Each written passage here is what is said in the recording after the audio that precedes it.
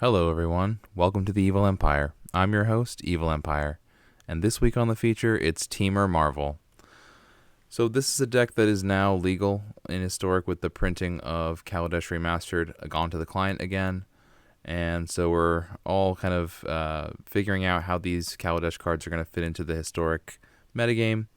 Basically, in Kaladesh Standard, the most busted thing you could do was to use Aetherworks Marvel to cast Ulamog off the top of your deck. And so now we're trying to do that again in Historic. But we also have a couple of other tools that can help us make the deck a little bit more efficient, a little bit more likely to hit when we do activate Marvel.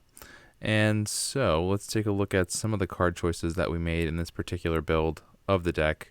There are a lot of builds floating around. I mean, I've seen a lot of different energy packages, a lot of different ways to kind of get yourself set up and then get the payoffs working, but basically all of them amount to either in the Temur colors or the Sultai colors using Ulamog in the end game with some combination of either 3, I've seen as little as 2 Ulamog, and then maybe also going up to as high as I've seen all 4. You know, people when they first started playing, they probably just wanted to start at the top, and I think kind of gradually working your way back from there makes sense. I've settled on 3 Ulamog as the main payoff, and I'm not using Turn Timber Symbiosis the way that Patrick Chapin advocated for on Top Level Podcast.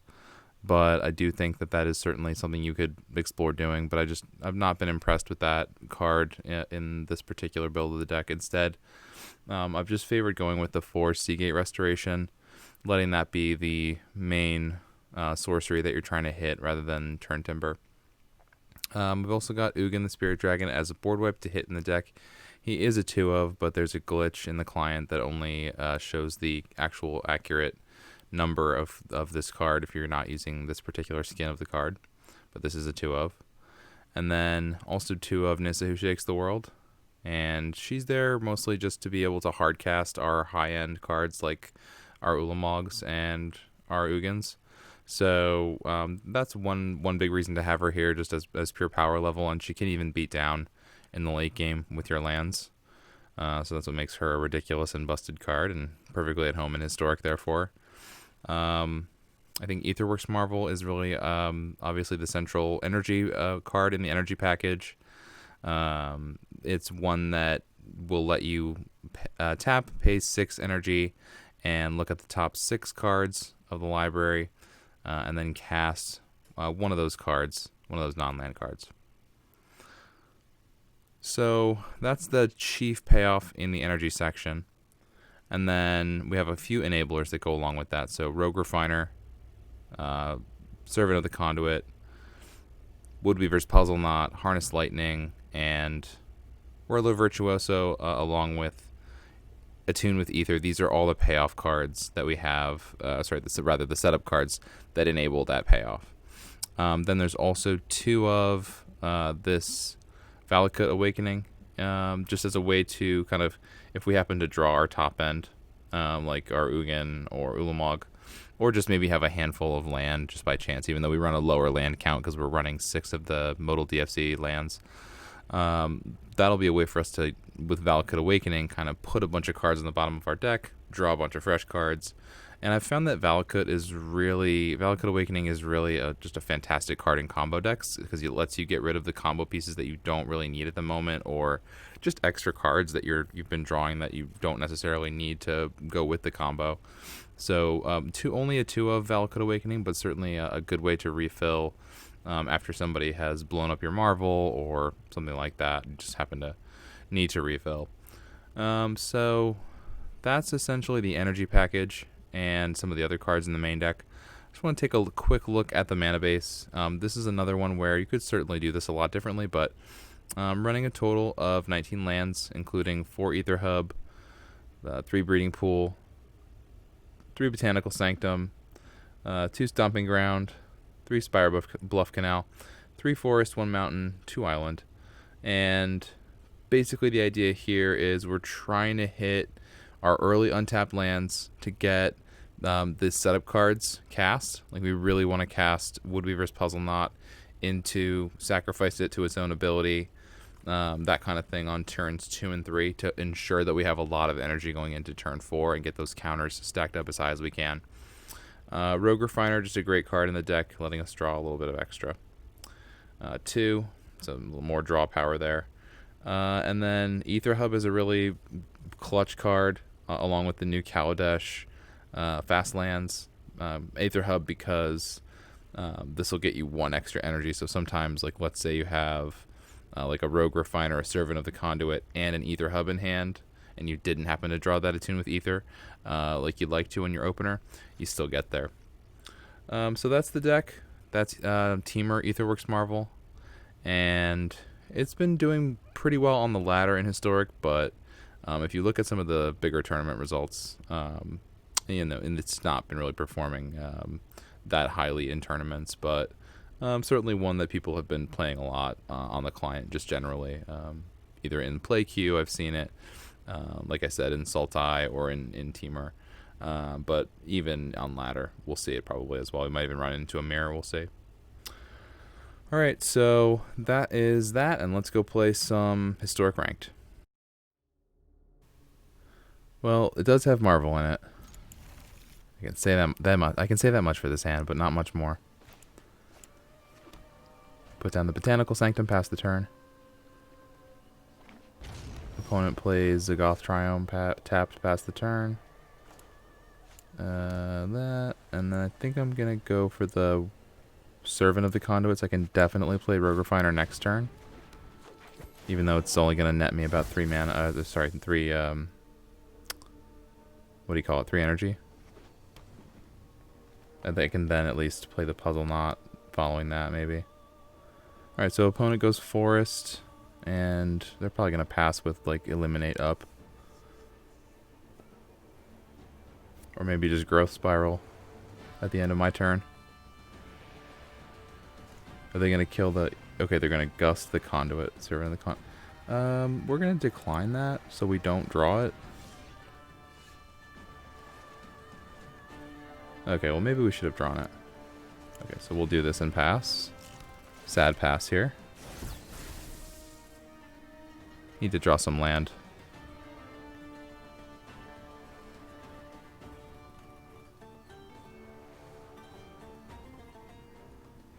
Okay, so opponent is what? Gonna Thoughtseize us?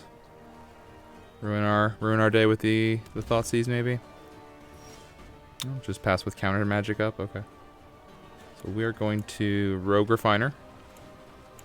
And hopefully we'll see what happens with that. Maybe resolves, maybe doesn't.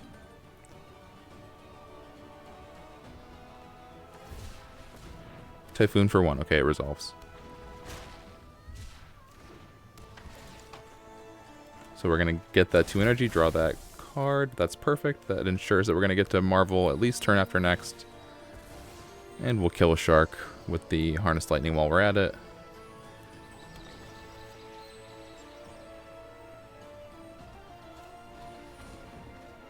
Okay, so they're going to start ramping more. A little rampity ramp. Rampity ramp, ramp, ramp. Okay, into the Fabled Passage. They're really close to bringing back Uro. I think they're already there, actually, now with this passage, so... See if Uro comes down here. Guessing it does. Oh, okay. Leave up counter something. Okay, interesting. I think we just go for it, right? I mean, we attack first in case that, you know, matters. Right? Let's see. What counterspell could they have? I mean, are they really running like Sinister Sabotage or like a Disallow? They could be. I don't know if this deck does. Let's see what happens in combat. Okay, that's kind of predictable. I think we just try to go for it. Let's just do it. Whatever, like YOLO, right?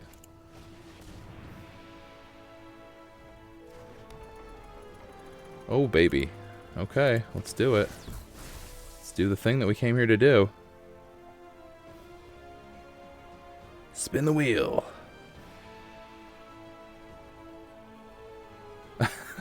Darn it. Okay.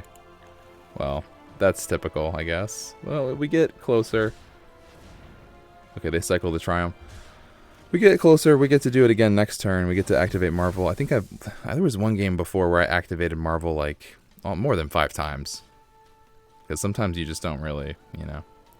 But that's why we pack, you know, a ton of energy producing cards in the deck, like 6 of them. So let's see what opponent has to beat us down with here. Maybe like Nissa, who shakes the world.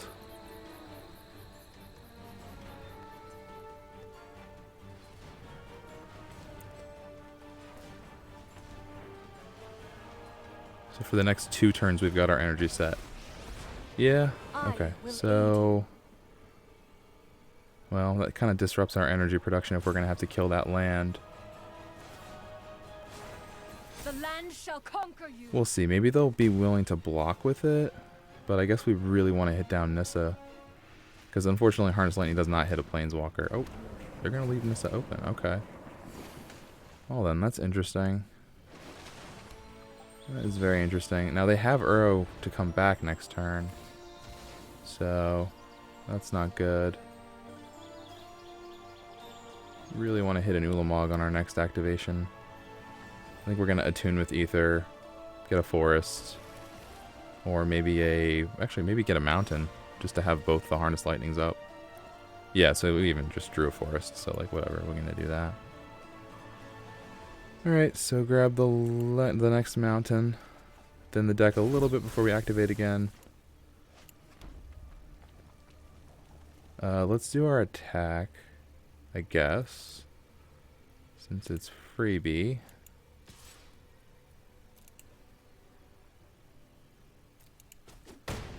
Stop. Okay, now we spin the wheel. Come on, Ulamog. Yes! Ulamog, the Crusher. He crushes. Crush, crush, crush. Now, is it better to get that? I think so. Yeah, let's get that. And we can go like this. And like these. Now, they're still going to get back their Uro, but it's going to tap them out of green mana at least. And let's think. That's probably good for now. We'll make a decision on their turn depending on if they decide to go for Uro, which they'll probably do. Yeah, here they're going for Uro right now.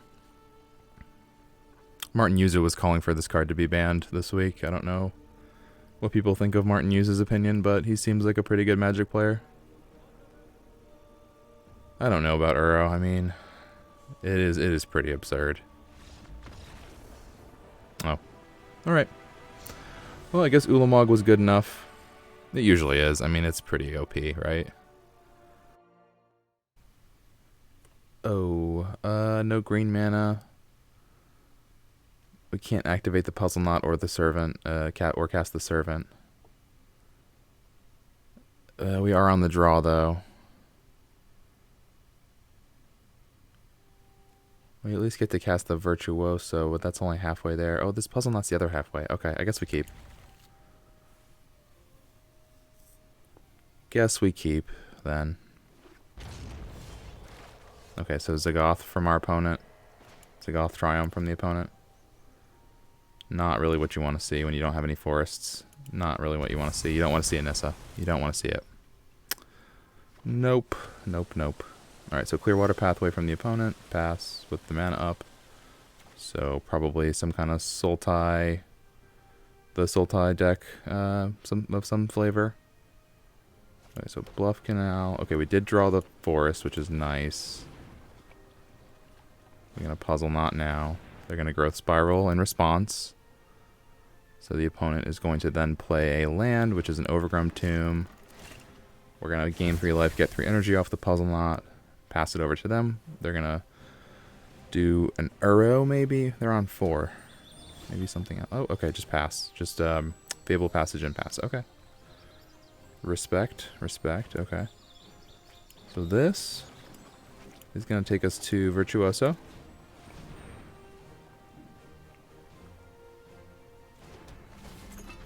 And that's going to get us all the way to Marvel, and then maybe like they're going to Shark Typhoon us at the end of turn, or what? Make a 2/2 flying shark.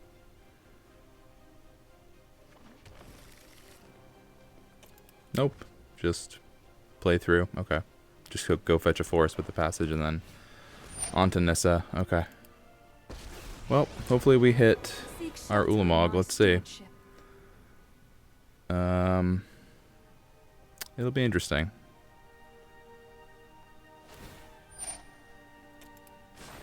The land fights for us.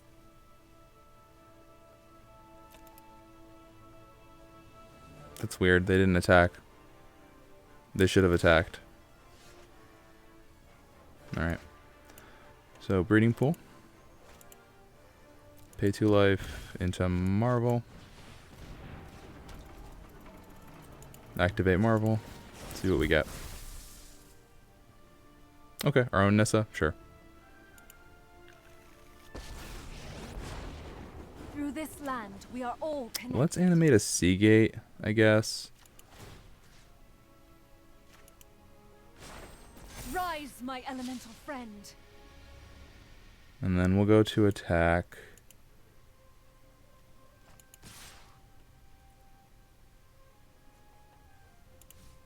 Let's just attack with 1. We'll leave back the Virtuoso. Now the interesting question is, how are we going to get the energy to activate the Marvel again? Because we've only got 3 from the Puzzle Knot, and then we really can't do much else next turn. Okay, so Blood Chief's Thirst. Got it. Well, that gives us 1. That's not nothing. If we can somehow play both... Oh, never mind. Well, actually, no, not never mind. We might still be able to do something here. Oh, no, we're not going to have Nissa, because they're going to... Yeah. Alright, so I think we just lose here, probably. Yeah. Yeah, that's a problem. So they animate their Clearwater pathway and attack Nissa down. And we lose Nissa to the graveyard. And now we really don't have much at all, other than the 2 energy. Yeah, hey, where were you, buddy? You were 1 card too far down. Actually, I think we can do it, right? If we pay here. Pay the life. Yeah, pay 3 here. Servant. And we're just going to have to harness lightning for nothing. And then we do it, right? Yeah, so whatever. We'll target this, but we know we're not going to pay anything.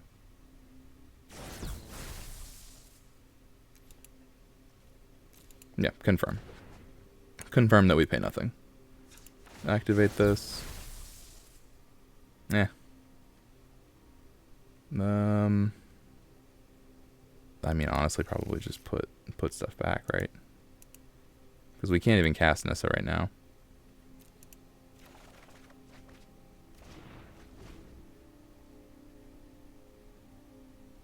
Oh, I guess we could have cast her with the Servant. That's wrong. No, we're done now. This is over.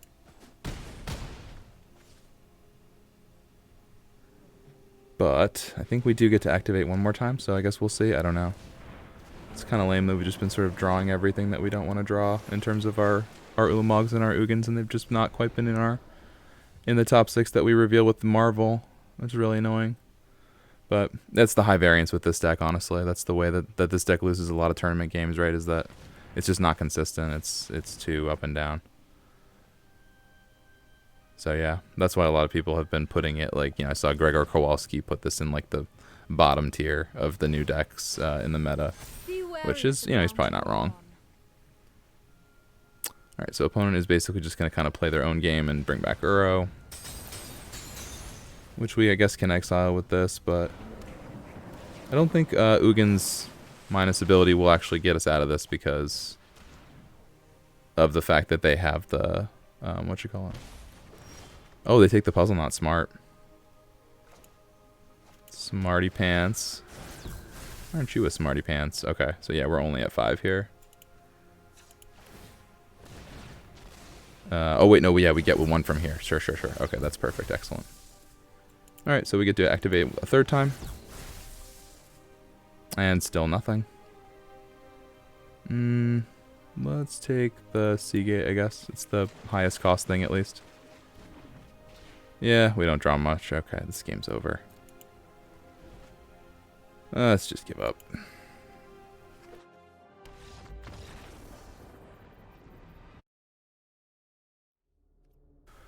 Yeah, we wish we had a green mana.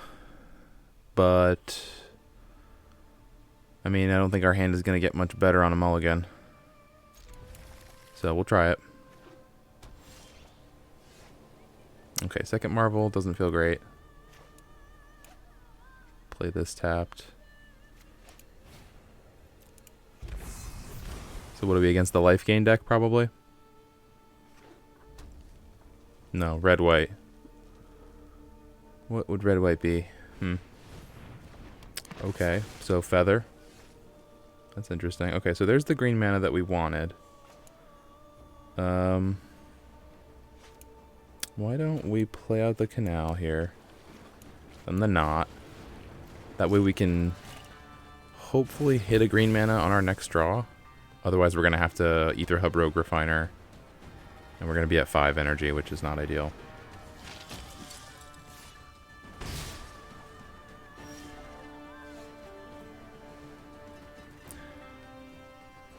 Okay, so here, unfortunately, we just have to kill the thingy. And just pay away all the energy that we bought. Oh, sorry, that we got, rather. Okay, so opponent might have a... Yeah, they have a counter. The Rester's Zeal. Make us pay 5, which we can do. Yeah, why don't we just do it?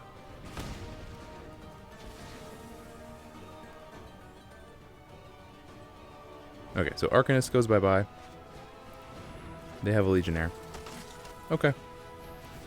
It gets a Defiant Strike, it hits us for 4, and then the Vanguard gets it up to 7, 8. Just 7. Okay, so 7, and they only have 2 cards in hand. That's pretty good. We're on a clock, though, for sure. So we're gonna do this. And what? Probably the Rogue Refiner because we need a blocker. Yep, we're going to auto pay and go to 3 energy.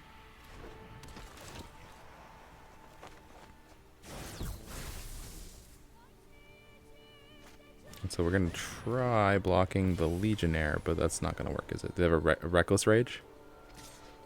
They could play the Reckless Rage mid-combat, but they're not attacking with... They're not attacking with it like they have it, so I guess they don't have the Reckless Rage. Okay, that was what we needed. But is it a turn too late? Well, we'll see. See if we're dead next turn.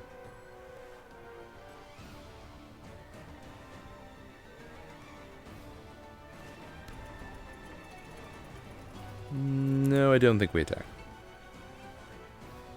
Alright, how dead are we? Let's see.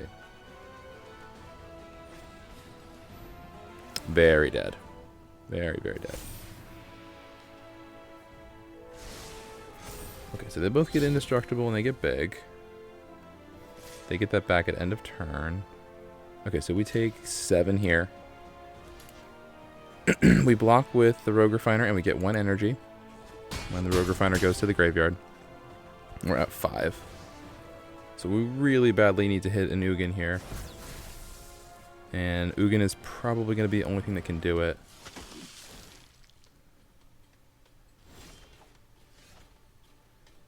Alright, so sack the knot. Come on. Get 4 total energy, plus 3 life. Feels good. Activate. Come on, Ugin. Come on, Ugin. Yes, both Ugins. Sick. Alright, so what are we, -3? Wow, both Ugins. Clutch. and you will That is grow clutch right there. That is the to definition of his clutch. Thank you, Ugin. Try not to mess this up. But thank you, Ugin, for keeping us in this game. reality. Now, the interesting question is, do we... Yeah, I think we do, right? Because we got to Valakut Awakening away some of this garbage stuff that we have. I think we keep the lightning, maybe. Because it's energy, right? Oof. That is painful.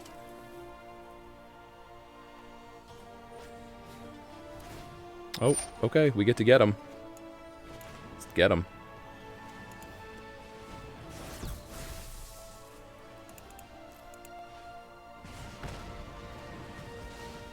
Getting a little bit desperate there. Yep, and that's the game. You know, you get a little bit antsy with your cards. Get blown out.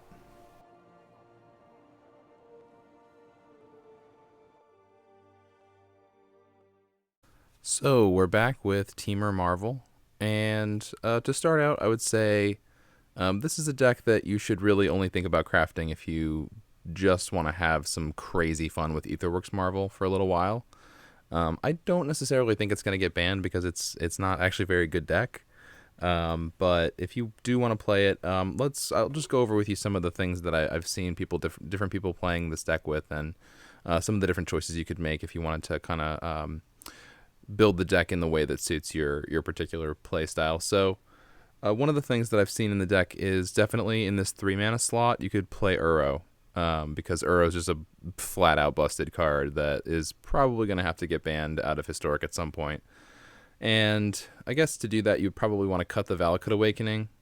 Although, in my opinion, I think Valakut Awakening is a great way to refill, even better than Uro. And you already are gaining so much life off the Puzzle Knot as a 4-of that you don't necessarily need Uro gaining you life and ramping you, although he is really good at that.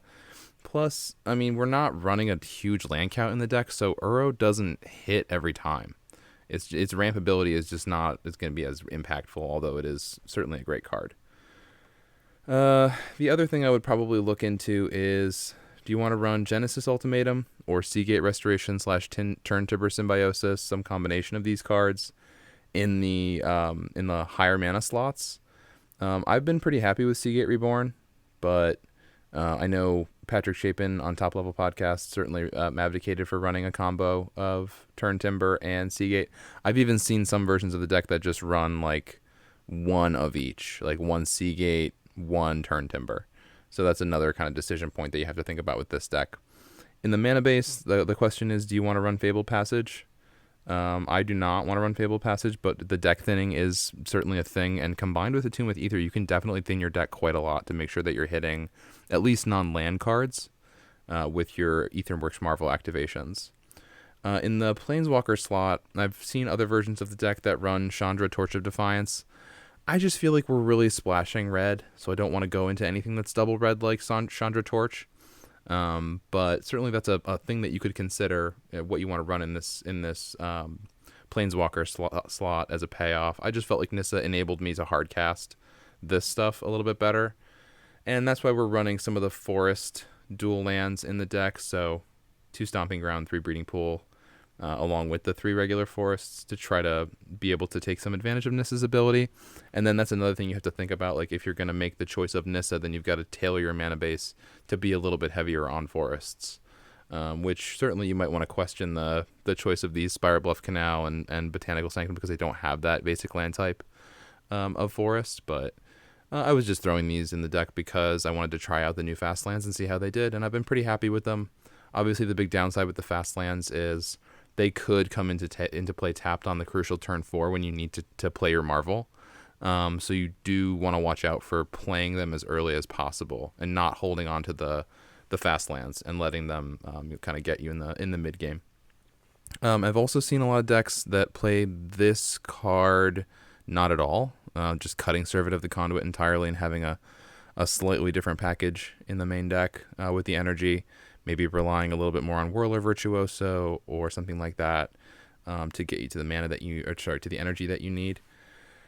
And then other times I've also seen this deck in a completely different set of colors with Sultai. The Sultai version relies a little bit heavily on Glintsleeve Artisan, which was a powerhouse 2-drop in standard in its day. But basically, it's a card that's a black rare 2-drop that says anytime it attacks, it generates 1 energy, and then at a certain point in your turn, I forget where the marker is, you get to pay 1 energy and lose 1 life and get to draw 1 card. So that the package that the Sultai deck runs, in my opinion, is a little bit weaker as far as an energy package goes. It just doesn't have access to some of the better energy cards that this one does in terms of the Harness Lightning and the Virtuoso, in my opinion. But certainly people have had a lot of success with the Sultai version as well. It also is just trying to get to the payoff of Ulamog or Ugin, and also runs the full playset of Rogue Refiner, as well as the some variety of the playset of the other energy cards like Servant and Woodweavers. So that's the new combo deck on the block in Historic. It's called Temur Aetherworks Marvel. This was a deck that was banned out of Standard in its day, but in Historic, it just kind of blends in with the rest of the decks, and it's doing its own overpowered random thing. It actually happens to look at the same number of cards on the top of your library as Muxus, the top 6 for both of them. And in a lot of ways, Aetherworks Marvel was the progenitor, the early forerunner of the kind of magic that we get with cards like Winota and Muxus and other cards that just kind of give you this ridiculous free value by barfing cards from your deck onto the battlefield. And this, when this came out, was kind of the progenitor of the rest of them. So that is Temur Aetherworks Marvel. Thank you so much for watching the episode this week, and we'll look forward to seeing you next week. This is Evil Empire signing off.